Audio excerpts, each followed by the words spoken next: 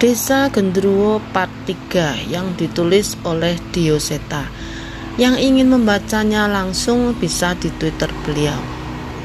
Nanti link saya sertakan di deskripsi. Dan jangan lupa follow akun beliau juga.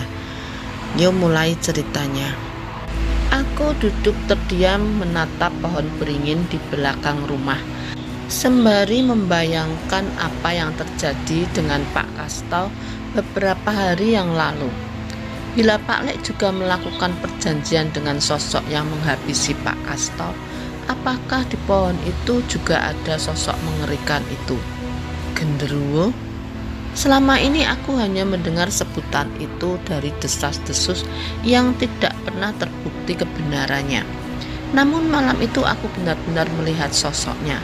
Jelas, ia jauh lebih mengerikan dari apa yang pernah kudengar dari orang lain.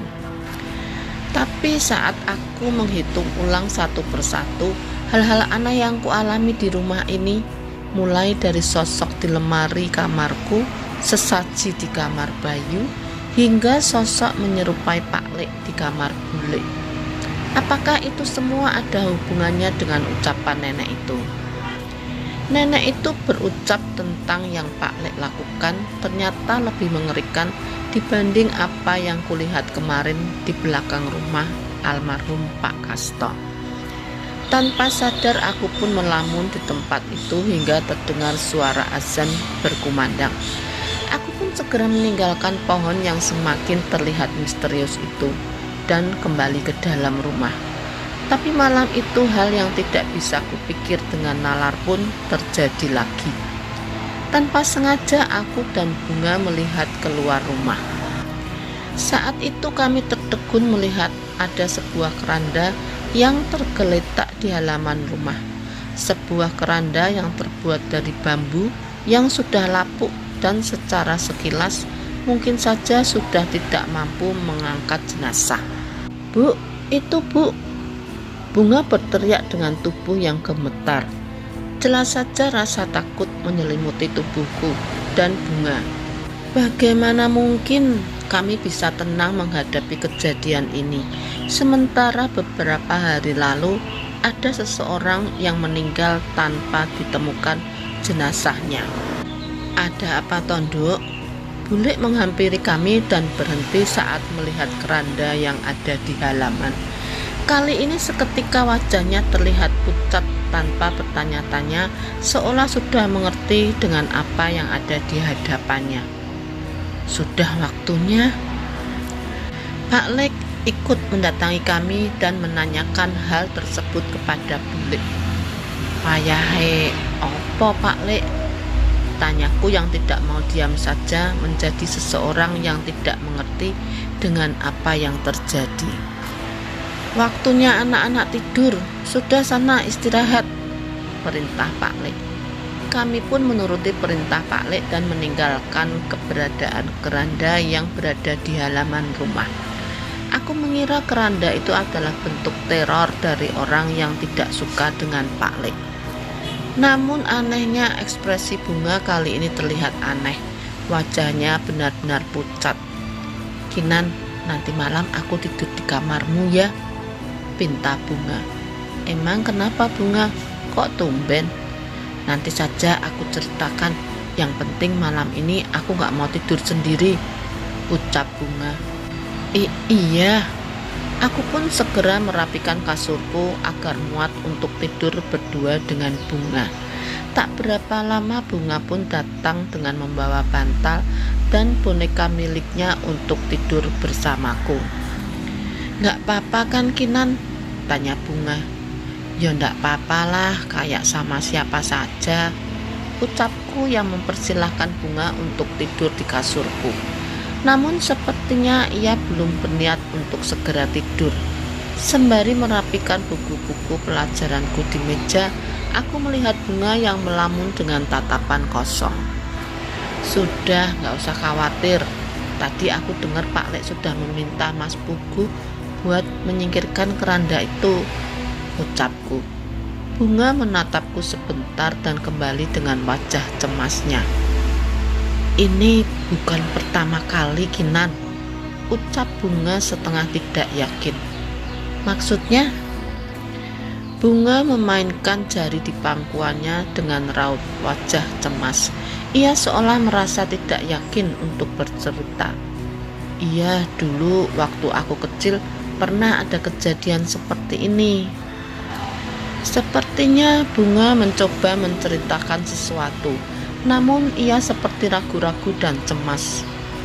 Bunga bercerita bahwa kemunculan keranda tadi seolah membuka ingatan Bunga akan sesuatu yang sebenarnya sudah lama ia lupakan. "Dulu aku masih seumur Bayu, mungkin lebih kecil lagi," ucap Bunga.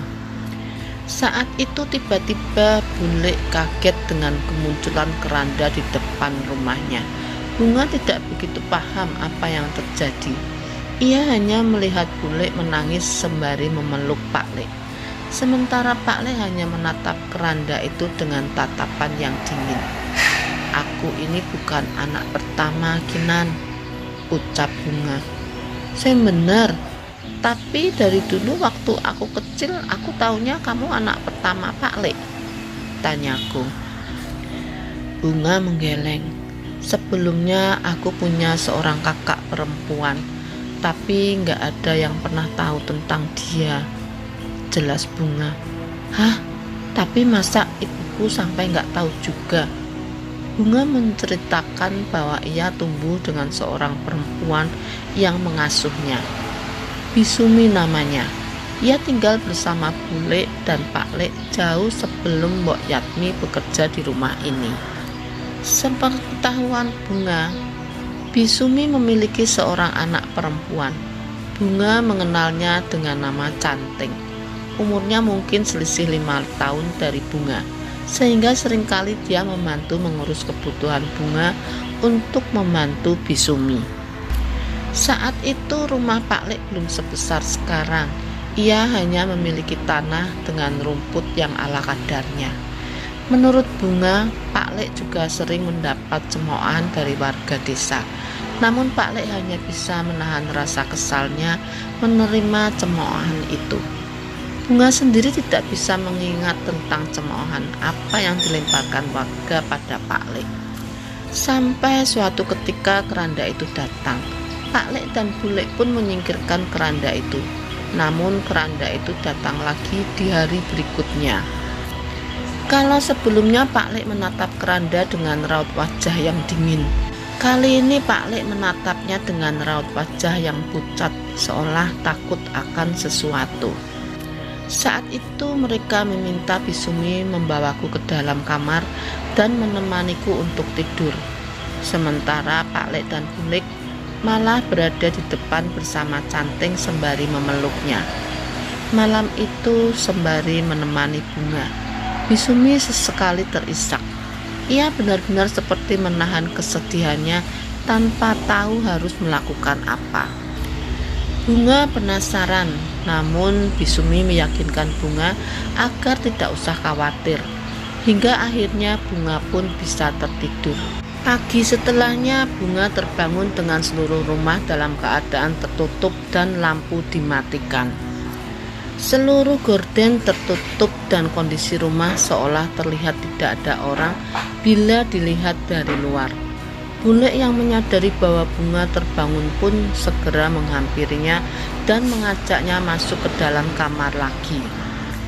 Namun saat itu Bunga sudah sempat melihat keberadaan keranda dengan Canting yang berada di dalamnya. Bisumi berada di sebelahnya sembari menyiramkan air kembang beberapa kali dengan sebuah siwur. Bunga saat itu takut hingga tidak mampu berkata-kata. Namun sebelum ketakutannya membuatnya bertanya pada Bule. Tiba-tiba Pak Le datang menghampiri Bule di kamar Bunga. "Kalau dia sudah melihat, pakai ini saja." Pak Le memberikan 2 buah daun hitam kepada Bule. Bule pun menutupi kedua mata Bunga dengan daun itu. Ia merasa pikirannya begitu tenang. hingga akhirnya bunga benar-benar melupakan kejadian itu. Baru saat tadilah ia kembali teringat saat melihat keranda itu kembali. Entah berapa hari setelah kejadian itu, di dalam kelinglungannya bunga mengantar kepergian Bisumi pergi dari rumah itu. Ia sempat bertanya mengapa Bisumi pergi, namun bule hanya menjawab bahwa tugasnya sudah selesai. Saat berpamitan untuk terakhir kalinya dengan Bisumi, bunga sedih. Tapi saat itu bunga juga sedang linglung. Dalam keadaan itu Bisumi membisikkan sesuatu yang tidak bunga hiraukan. Canting bukan anak Bisumi, ia kakak kandungmu, ucap Bisumi yang setelahnya meninggalkan rumah. Entah mengapa ucapan itu baru teringat barusan saat bunga melihat keranda tadi. Ingatan yang muncul itulah yang membuat wajah bunga seketika memucat. Itu kuburan Canting. Bunga menunjuk ke arah pohon beringin yang terlihat dari jendela kamarku. Kini terjawab sudah kuburan siapa yang berada di bawah pohon itu. Aku menelan ludah mendengar cerita bunga. Ia terlihat pucat dan seringkali melihat ke arah pintu. Namun aku berusaha membuatnya tenang dan meyakinkannya bahwa keberadaan keranda tadi pasti berbeda dengan yang ada di ingatannya itu. Aku tidur memeluk bunga dengan selimut yang menyatukan kami. Sepertinya aku berhasil melenyapkan rasa cemas bunga hingga akhirnya kami berdua tertidur. Tapi suara ketukan pintu menggugah kami. Tok, tok, tok. Bunga, kamu tidur sama Kinan? Terdengar suara bule mengetuk pintu kamarku. Aku melihat ke arah jam dinding dan mendapati jarum pendek mengarah di pukul 1 dini hari. Tok, tok, tok. Bunga terbangun. Dia memberi isyarat padaku dengan menggeleng untuk tidak memberitahukan keberadaan dirinya pada bule. Bunga ketakutan, tubuhnya gemetar mendengar suara ibunya sendiri. Kinan, Bunga di kamar? Tanya bule. Memang aneh, jarang sekali bule mengganggu jam tidur kami. Seketika aku membayangkan kejadian yang diceritakan Bunga tadi. Beruntung aku mengunci pintu kamar sehingga bule tidak bisa masuk sebelum aku menyiapkan mentalku. Sayangnya beberapa saat kemudian terdengar suara langkah kaki lain yang mendekat. Buka pakai kunci ini saja. Itu suara Pak Lek. Mengetahui bahwa Pak Lek memiliki kunci serep, kami pun kembali ke posisi tidur dengan menutupi kepala kami dengan selimut. Kret, pintu kamar pun terbuka. Suara langkah kaki 2 orang mendekat ke arah kami. Dari balik selimut aku berusaha berpura-pura tidur, berharap mereka tidak menyadari keberadaan Bunga. Namun jelas saja itu mustahil. Bunga, kenapa tidur di sini? Ayo, ibu temenin tidur di kamar. Terdengar suara bule yang kini berada di dekat kasur. Bunga mau di sini bu sama Kinan, balas Bunga dengan berpura-pura baru saja terbangun. Gak bisa, Kinan harus istirahat. Kini suara bule terdengar lebih tegas. Ia setengah memaksa Bunga hingga akhirnya Bunga berdiri dan berjalan meninggalkan kamar dengan tangan ibunya menggandengnya dengan memaksa. Aku ikut terbangun saat ia meninggalkan kamar. Bunga hanya menoleh padaku dengan wajah sedihnya. Boleh aku ikut tidur di kamar Bunga ya? Aku mencoba menawarkan diri untuk itu. Bule pun menatapku dengan mata yang tajam. Ia seperti tidak menyukai perkataanku. Kamu tetap di sini. Hanya itu balasan dari bule. Namun anehnya ucapan bule yang sesingkat itu bisa membuatku tertahan dan tidak berani untuk mendekat kepada mereka. Bunga, semoga yang kamu ceritakan itu hanya mimpi buruk. Doaku saat itu. Entah apa yang terjadi saat itu, namun rasa ngantuk benar-benar mengalahkanku hingga aku pun tertidur. Pagi itu aku terbangun seperti biasa.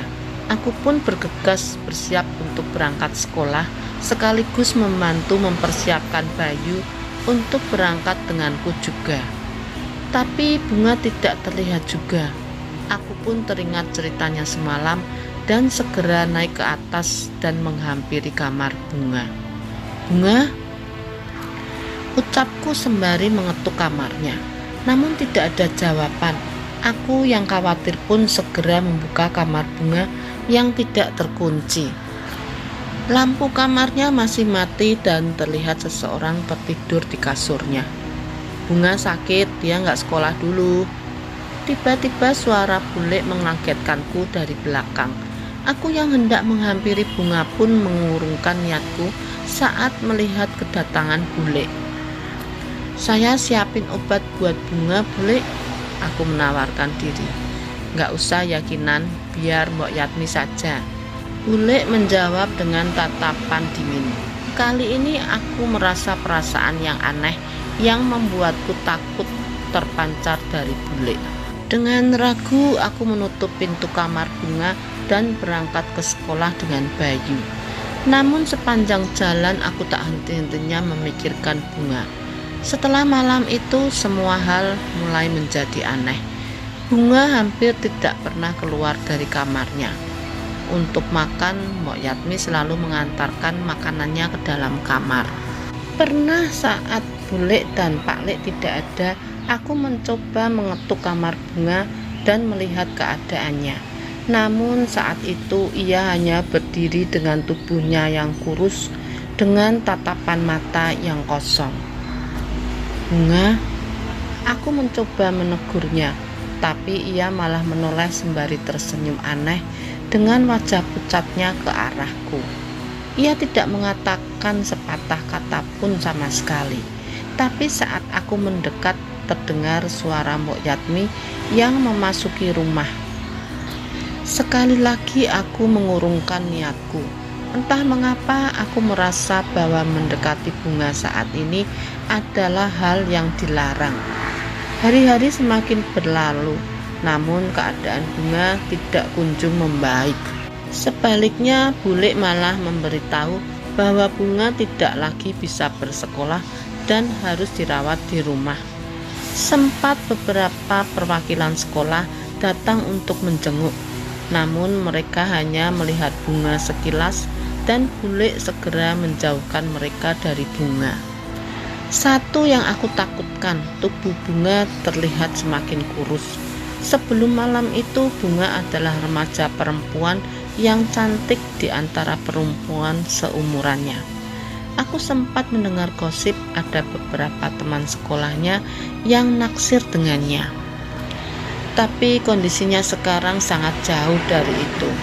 Tubuhnya kering seolah hanya tersisa sedikit daging di balik kulitnya. Sekitar matanya menghitam dengan wajah yang pucat. "Kak Bunga sakit apa sih, Bu?" Pernah Bayu menanyakan hal itu pada Bule. Namun Bule hanya menjawab seadanya dan tidak pernah menjelaskan dengan lebih rinci. Aku pun pernah menawarkan diri untuk membantu mengurus Bunga, namun Bule melarang. Hanya Mbok Yatmi yang diizinkan mengurus Bunga. "Mas Puguh tahu tentang sakitnya Bunga enggak?" Aku pernah mencari tahu tentang permasalahan Bunga dari Mas Puguh. Namun Mas Puguh pun tidak memberikan jawaban yang memuaskan. Ia malah mengelus kepalaku dengan tatapan mata cemas. "Rajin-rajin ibadah yakinan, doain saja yang terbaik buat Bunga," ucap Mas Puguh. Entah mengapa aku merasa hanya Mas Puguh yang sedikit berbeda di rumah ini. Semenjak Bunga sakit, ia juga sering terlihat cemas. Aku ingin menceritakan apa yang Bunga ceritakan di malam itu padanya, namun aku masih merasa takut. Kadang aku suka merasa merinding dengan tiba-tiba saat berada di rumah. Aku merasa seolah ada sosok lain yang tinggal di rumah ini selain kami semua. Pernah saat aku membersihkan halaman belakang Aku merasa ada yang mengawasi dari jendela kamar Bunga. Memang ada Bunga yang sedang memperhatikanku dari jendela itu. Tapi entah mengapa aku merasa bahwa itu tidak seperti tatapan Bunga. Beberapa kali aku juga melihat Mas Puguh yang sedang bekerja terhenti oleh sesuatu. Ia sesekali terhenti sembari menatap kaca jendela, seolah ada yang mengawasinya. Hal itu sepertinya mempengaruhinya hingga beberapa bulan kemudian. Mas Puguh memutuskan untuk mengundurkan diri dan tidak bekerja lagi di kediaman Kartosuwito. Saat berpamitan, Mas Puguh sempat mengatakan padaku sesuatu yang membuatku berpikir. Seandainya memungkinkan, sebaiknya Mbak Kinan tidak tinggal bersama mereka. Aku menanyakan maksud dari ucapan itu dan mengapa Mas Puguh bisa berkata seperti itu. Tapi ia tidak mau menjawab. Kalau saya sampai menyinggung Bapak, saya bisa mati kapan saja. Suara isak tangis terdengar di tengah malam. Aku mencoba keluar dari kamar untuk mencari asal suara itu. Namun Mbok Yatmi tengah duduk di kursi kayu yang diletakkan di ruang tamu. Ia menunggu di sana dengan penerangan sebatang lilin. Aku berpikir apakah sudah dari malam-malam sebelumnya Mbok Yatmi selalu berjaga di ruangan ini. Ia menoleh ke arahku dengan tatapan tajam, seolah memberi isyarat agar aku kembali ke kamar. Saat itu aku bertahan sebentar untuk menajamkan telingaku dan mencari suara isak tangis itu, sembari berpura-pura ke kamar mandi. Setelah beberapa saat di luar, aku tidak mendengar suara lagi dan memutuskan untuk kembali ke kamar. Sayangnya saat kembali mencoba menutup mata, suara itu tidak terdengar lagi. Aku pun tidak punya pilihan lain selain memaksa diri untuk menutup mata dan tidur. Itu Bunga. Aku melihat sekelilingku dan mendapati tubuhku ada di sebuah tempat yang kukenal. Dengan mudah aku mengenali bahwa ini adalah kamar Bunga. Aku tak sempat mencari tahu bagaimana aku bisa ada di sini. Keberadaan Bunga di hadapanku benar-benar membuatku cemas. Bunga menangis dengan tubuh yang mengenaskan. Ia takut akan sesuatu yang menghampirinya. Ada sosok hitam mengerikan yang mendekat ke arah Bunga. Sosok besar bertaring dengan mata yang merah dan tubuh penuh dengan bulu. Bunga seolah tidak mampu mengendalikan tubuhnya. Ia hanya terkulai lemas dan terus menangis saat makhluk itu mendekat. Aku ingin menghampiri Bunga, namun aku tidak dapat melihat tubuhku. Entah bagaimana aku menjelaskannya. Aku hanya bisa melihat tanpa berbuat apapun. Apa yang terlihat di hadapanku saat ini begitu mengerikan. Makhluk hitam itu melucuti pakaian di tubuh Bunga hingga tubuh kurusnya terpampang begitu saja. Bunga menangis, namun makhluk itu malah semakin beringas. Ia menjilati kemaluan Bunga dan menikmati setiap bagian tubuhnya. Tak peduli seberapa keras Bunga menangis, setan itu tetap melampiaskan nafsunya. Aku tidak bisa melupakan bagaimana ekspresi Bunga saat makhluk itu memperkosanya dengan beringas hingga darah berceceran di kasur Bunga. Setelahnya Bunga yang tak mampu melawan hanya terkulai lemas kembali dengan tatapan mata yang kosong. Kue lunga ya nduk, iki wis keterlaluan. Terdengar suara seorang nenek dari belakangku. Namun tetap saja aku tidak bisa melihat selain apa yang ada di hadapanku. Wong iki wis rak duwe ati, dhek tega nglacurke anake dhewe kanggo demit kuwi. Artinya keluarga ini sudah tidak punya hati. Mereka bahkan tega melacurkan anaknya sendiri pada setan itu. Sebelum sempat bertanya lebih jauh, tiba-tiba aku terbangun dengan tubuh yang penuh keringat. Tubuhku begitu lemah seperti seseorang yang kehabisan tenaga. Aku hanya terduduk sembari memikirkan apa maksud mimpi tadi. Apakah itu benar terjadi atau hanya sekedar kekhawatiranku akan keadaan Bunga? Aku hanya anak SMP. Apakah mungkin aku bisa hidup bila harus meninggalkan rumah ini? Tinggal di desa ibu seorang diri jelas tidak mungkin. Tapi aku mulai yakin bahwa ada sesuatu di rumah ini yang tidak beres. Tanpa adanya Bunga, aku dan Bayu berusaha mengacuhkan perasaan aneh itu sembari menghabiskan waktu menonton televisi atau bermain bersama Bayu. Sebisa mungkin aku berusaha bersikap biasa, seolah tidak mengetahui apapun. Sampai suatu malam, aku mulai merasakan keanehan lagi. Kami di dalam rumah, namun udara dingin berhembus meniup tubuh kami semua. Sudah dipastikan semua pintu dan jendela terkunci. Hal itu jelas terasa tidak wajar. Beberapa saat kemudian Pak Lek ambruk. Ia terjatuh lemah dengan tiba-tiba. Pak Lek menjerit kesakitan hingga tubuhnya kejang.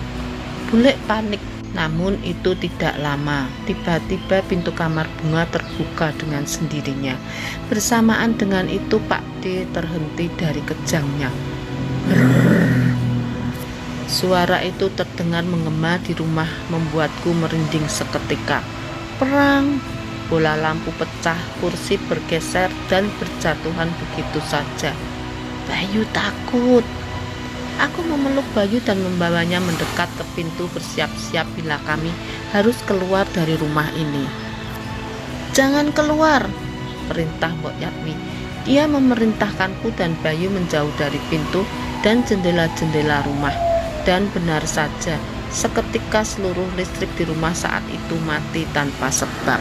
Merasa tak tahu harus berbuat apa, aku memilih untuk mendekat kepada Mbok Yatmi dan Bule. Pak Lek sudah kembali mendapatkan kesadarannya dan berusaha mengatur napasnya. Seketika saat itu suasana di rumah begitu hening. Sebegitu heningnya hingga aku bisa mendengar suara napasku sendiri. Namun dengan jelas aku masih merasakan seolah nyawaku ada di ujung tanduk. Bule, ini kenapa? Tanyaku mencoba mencari jawaban dari mereka yang masih terdiam. Ini ulah mereka, orang-orang yang tidak tahu diuntung. Pak Lek menggantikan Bule menjawab pertanyaanku. Dari jauh aku memperhatikan kaca jendela. Samar-samar aku melihat ada sesuatu yang aneh. Semakin kuperhatikan, semakin kudapati bahwa itu adalah sosok api yang melayang-layang mengitari rumah. Api itu melayang tanpa adanya obor atau orang yang membawanya. Gimana ini, Pak? Bule terlihat cemas. Tenang, kita hanya lengah. Pak Lek mencoba menenangkan Bule. Namun tak jauh dari ucapan itu, tiba-tiba Bayu terlepas dari pelukanku.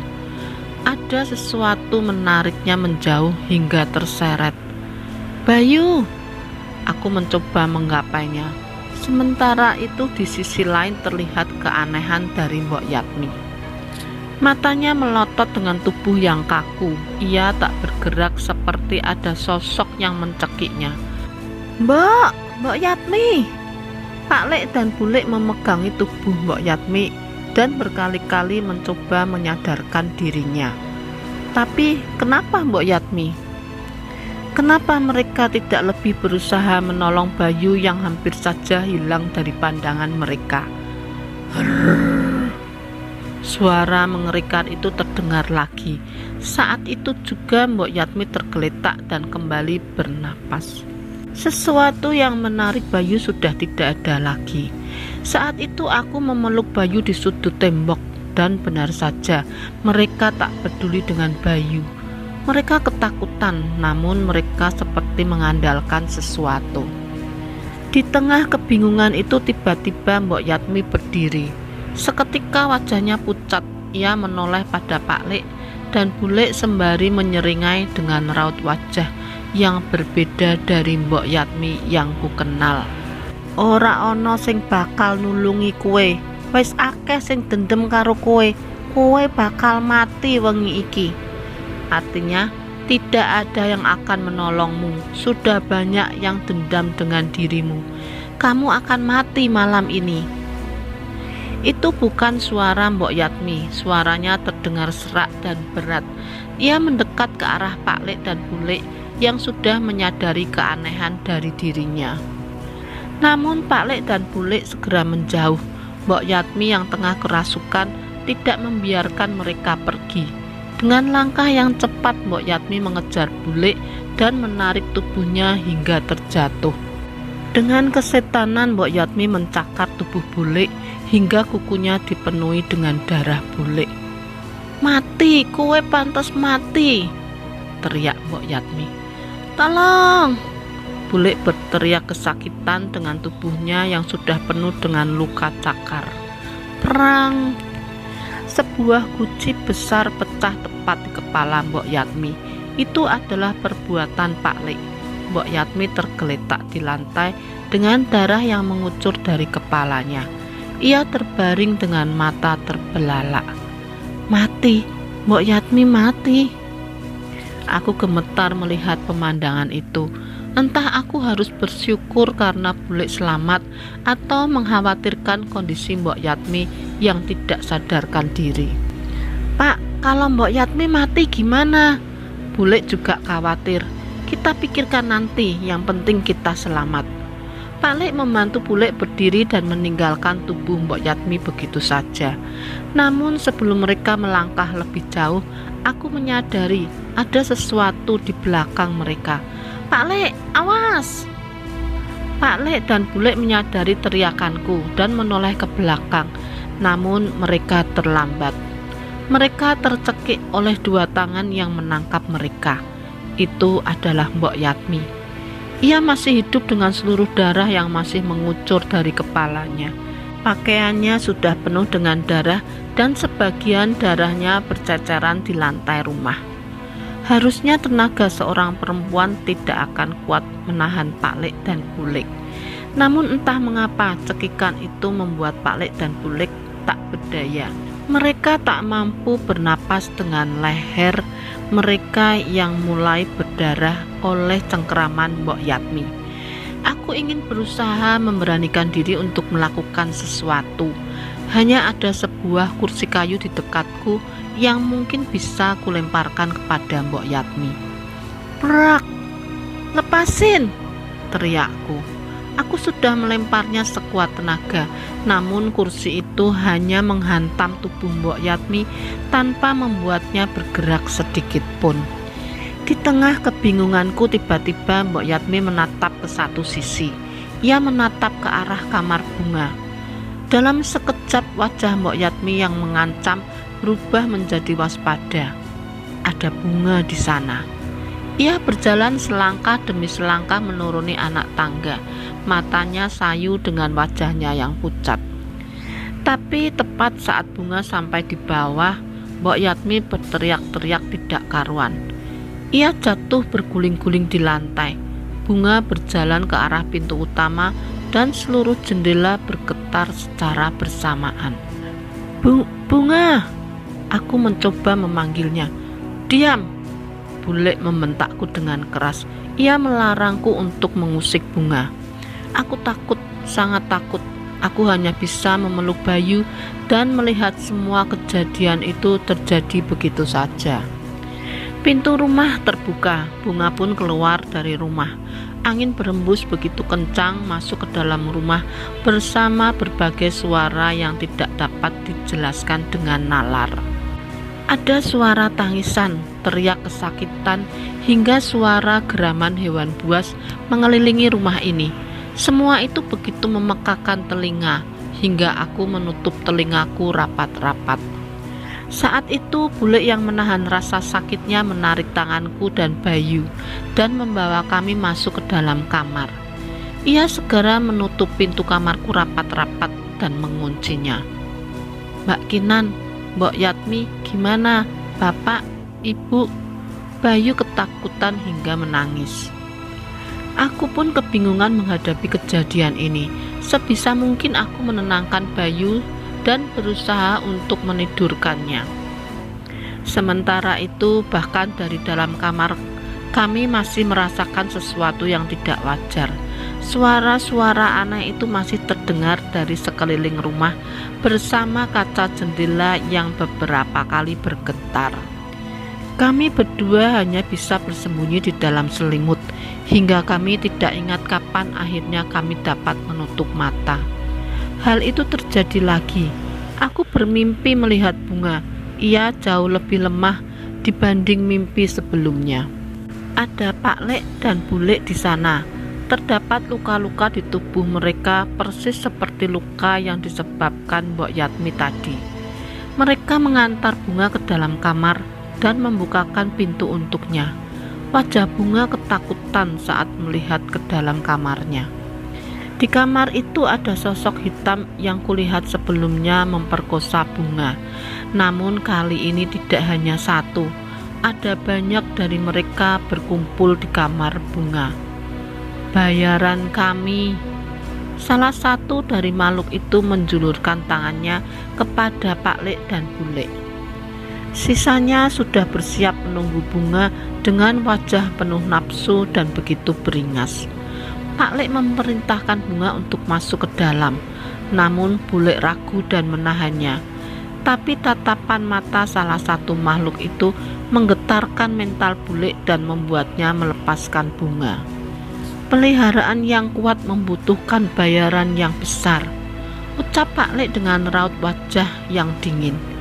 Bu Lek juga serupa, namun saat melihat bunga masuk di antara kerumunan setan itu, bibir Bu Lek tergetar. Ibu, bunga menangis ketakutan. Raut wajahnya menggambarkan bahwa ia tidak bisa membayangkan apa yang akan terjadi dengan dirinya. Saat pintu tertutup saat itu juga tubuh bunga menjadi bulan-bulanan makhluk hitam tak berperi kemanusiaan itu. Mereka benar-benar setan yang hanya melampiaskan nafsunya pada bunga yang sudah begitu lemah. Aku ingin menjerit dan berteriak, namun sekali lagi aku tidak bisa. Semua ini hanya penglihatan. Makhluk-makhluk itu terlalu keji memperlakukan bunga. Mereka merobek baju bunga, menjilati tubuhnya, menggilirnya satu sama lain dengan begitu kasar. Dan mereka baru berhenti ketika tubuh bunga menjadi rebutan dan satu persatu bagian tubuh bunga terpisah dari tubuhnya. Jantungku serasa ingin meledak saat melihat bunga berakhir dengan tubuh yang tercerai-berai di kamarnya sendiri. Sebuah kamar yang seharusnya menjadi tempat teraman untuknya, namun saat ini menjadi sebuah tempat terkutuk, di mana kedua orang tuanya menumbalkan dirinya untuk makhluk biadab peliharaan mereka. Suara mobil ambulan terdengar memekakkan telingaku. Aku terbangun dan mendapati Bayu masih tertidur tepat di sebelahku. Matahari bersinar begitu terang, tidak seperti pagi yang biasanya. Aku menoleh ke arah jam dan mendapati hari sudah melewati setengahnya. Bagaimana aku bisa tidur hingga sesiang ini? Aku menduga Pak Lek pasti memanggil ambulan untuk menolong Mbok Yatmi. Namun ternyata pikiranku salah. Saat sampai di luar, keadaan sudah ramai dengan orang-orang yang menonton petugas ambulan mengevakuasi jasad-jasad yang bergelimpangan di jalan desa. Gila, ada yang bola matanya sampai keluar. Pak Toyo tubuhnya terbelah jadi dua. Ucapan-ucapan itu terdengar dari perbincangan orang-orang yang membicarakan jasad-jasad itu. Pak, ini ada apa? Pembunuhan lagi? Tanyaku pada warga yang sedang menonton. Iya Kinan, ini lebih mengerikan. Pembunuhnya kayak bukan manusia, jawab salah satu dari warga. Hewan buas? Tanyaku. Bukan, bisa jadi setan, balasnya lagi. Sontak aku teringat semua kejadian semalam saat Pak Lek dan Bu Lek hampir mati oleh serangan sosok yang merasuki Mbok Yatmi. Beberapa orang tua menggeleng melihat jasad-jasad itu. Mereka terlihat seolah mengerti akan kejadian ini. Namun di antara mereka ada seseorang yang wajahnya tidak asing, Mas Puguh. Aku berjalan mendekat ke arah Mas Puguh untuk mencari tahu tentang apa yang ia ketahui tentang kejadian ini. Mas, aku mendekat dan menepuk pundaknya. Mbak Kinan. Mas Puguh terlihat bingung sembari celingak-celinguk memeriksa sekitarku. Aku sendirian kok. Ucapku yang mencoba meyakinkan Mas Puguh bahwa kami aman untuk berbicara. Aku ingin mulai bertanya, namun ia menarikku ke tempat yang lebih sepi sebelum berbicara. Mas Puguh tahu ini kenapa? Tanyaku. Sebaiknya Mbak Kinan gak usah tahu. Mungkin saja Mbak Kinan bisa selamat hingga sekarang karena ketidaktahuan Mbak Kinan, ucap Mas Puguh. Mungkin saja ucapan Mas Puguh ada benarnya, namun aku tidak yakin bahwa berpura-pura tidak tahu akan terus bisa menyelamatkan hidupku. Aku sering dapat mimpi. Yang terakhir aku melihat bunga ditumbalin buat sosok hitam yang mirip sama genderuwo. Aku memberanikan diriku untuk bercerita. Namun bukannya mendengarkan, Mas Puguh malah menutup mulutku. Sudah cukup, Mas keluar dari pekerjaan agar selamat. Jangan menyeret Mas ke masalah Kartosuwito lagi, ucap Mas Puguh. Tapi sekarang saya harus gimana? Mayat-mayat ini ada hubungannya dengan Pak Lek dan Bu Lek kan? Tanyaku sembari berbisik.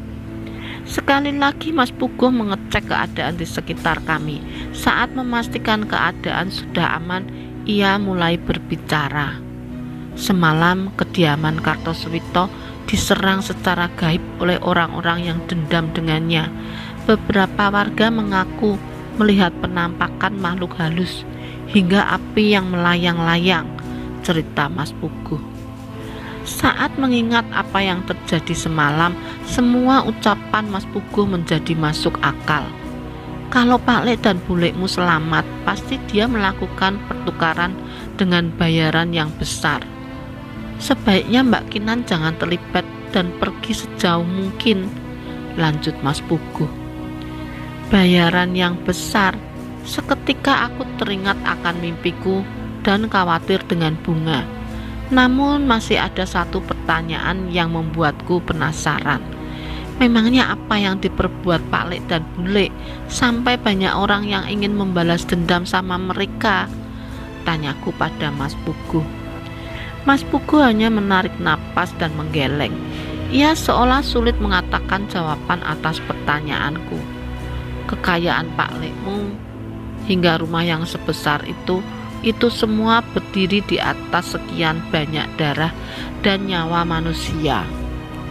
Setelah mengucapkan kalimat itu, Mas Puguh merasa perbincangan kami sudah tidak aman. Ia pun segera buru-buru pergi meninggalkanku. Apa maksud Mas Puguh? Biar berpikir bagaimanapun, aku tidak bisa menemukan jawaban dari ucapan Mas Puguh. Saat itu aku hanya memikirkan bagaimana keadaan bunga saat ini. Aku pun berlari kembali ke rumah. Keadaan rumah masih sepi. Aku mencari keberadaan Mbok Yatmi, namun tidak ada tanda-tanda keberadaannya. Kamar Pak Lek dan Bu Lek masih tertutup, sementara kamar bunga terbuka. Namun tidak ada seorang pun di kamar itu. Kamarnya sudah rapi dengan selimut yang terlipat. Bunga, aku mencoba memanggil, berharap ada jawaban dari Bunga. Bunga, aku mengeraskan suaraku dan mulai melihat ke bawah dan ke beberapa sudut rumah. Namun tanda-tanda keberadaan Bunga juga tidak kutemukan. Aku bingung, jantungku berdetak begitu cepat saat teringat mimpi semalam. Semoga saja mimpi itu hanyalah sebuah mimpi. Tapi satu pemandangan membuatku terhenti. Gorden di kamar bunga tersibak, menunjukkan betapa besarnya pohon beringin di belakang rumah terlihat dari kamar bunga. Aku mendekat ke jendela kamar itu dan melihat sesuatu yang berbeda di bawah pohon beringin itu. Kuburan. Tidak hanya satu, kini ada satu buah kuburan lagi bersanding di sebelah kuburan yang Bunga katakan adalah kuburan kakaknya yang bernama Canting. Tubuhku lemas, aku pun segera berlari ke bawah memastikan milik siapa kuburan yang baru itu. Mbok Yatmi atau Bunga, apa aku boleh berharap bahwa kuburan itu bukanlah kuburan mereka berdua? Tapi baru saja aku sampai di samping rumah, aku terhenti dengan sebuah benda yang digeletakkan di samping rumah, sebuah keranda bambu. Aku terjatuh saat melihat ada sebuah jasad di keranda itu. Sebuah jasad yang dililit dengan kain jarik, namun wajahnya terlihat dengan jelas dengan kapas menyumpal hidungnya. Itu adalah Mbok Yatmi. Ia digeletakkan begitu saja di sebuah keranda, bahkan dengan mata yang masih terbuka. Seketika aku menangis dan mendapati jasad Mbok Yatmi untuk menutup matanya, namun tidak bisa. Matanya masih terbuka seolah ia masih belum tenang. Aku membacakan doa bersama air mataku yang menetes. Keberadaan jasad Mbok Yatmi di tempat itu seolah memastikan kuburan siapa yang berada di bawah pohon itu. Aku pun melangkah dengan lemah menuju pohon itu. Berbeda dengan kuburan Canting yang tak bernama, kuburan yang baru ini tertuliskan nama di sebuah nisan kayu sederhana, Bunga Gita Kartasuwita. Entah berapa lama aku menghabiskan waktuku meneteskan air mata di kuburan Bunga. Bukan hanya sedih akan kepergian Bunga, namun aku juga harus berpikir bagaimana dengan nasibku dan Bayu setelah ini.